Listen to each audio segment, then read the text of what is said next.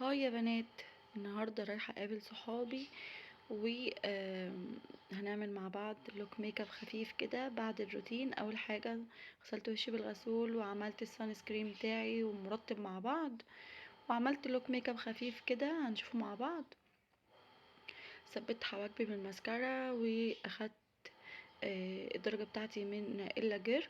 نضفت حواجبي واخدت التو كونسيلر من لوريال غامقه وفاتحه علشان اعمل اضاءه وهايلايت. دمجتهم مع بعض اليوم دوت، كنت متحمسه له جدا لاني بقالي تقريبا 4 سنين ما شفتهمش وكنا مشغولين عن بعض قوي. اخدت فاونديشن نوت جماله على البشره مش طبيعي. بعد كده اخدت بلاشر من شيجلام وعملت من باليت الكونتور بتاعي بطريقه بسيطه جدا ودمجته بنفس البرش. ثبت البشره كلها باللوز باودر بتاعه كيرولان، واخدت درجه اي شادو كبيز بس كده اللي هو كان لون يدفي الجفن كله. عملت اي شادو على العين كلها، واخدت ايلاينر بالاي شادو الاسود وسحبته زي الكات كده. عملت شimmer جولد شويه وعملت ماسكارا من تحت ودفيت العين بنفس الدرجه بتاعه الاي شادو. عايزه اقول لكم ان اليوم دوت بكل تفاصيله كان حلو جدا جدا جدا جدا، وكان بصراحه خفيف على قلبي قوي واتمنى يكرر تاني، واكيد هنشوف بعض تاني. خلاص جهزت ويلا بينا بقى نروح لاصحابي. بيبي يا بيبي.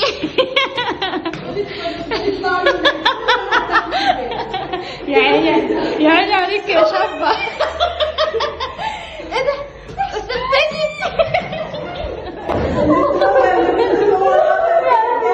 يا بنت الكلاب يا مروة.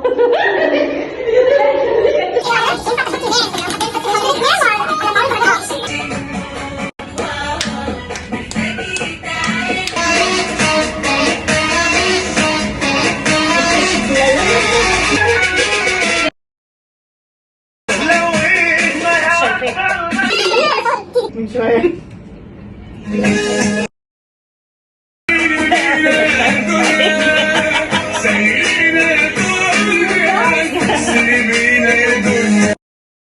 يا صاحبي بالأمانة طلعت سد خانة، وقفت ياما جنبك وانت مصمم على الندالة.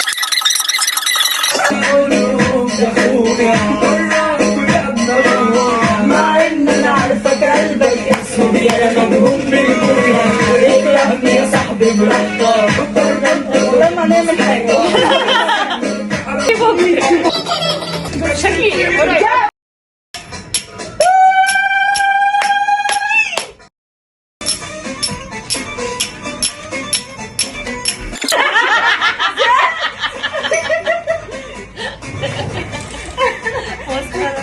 والله كنت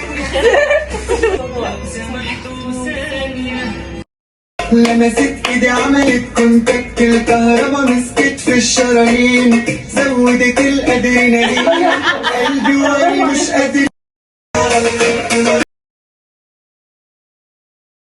جماعة سارة من الناس اللي بتحب التهريج كتير قوي وفرفوشة، وهي اصلا يعني ربنا اللي عالم انا بحبها قد ايه هي وسحر بجد.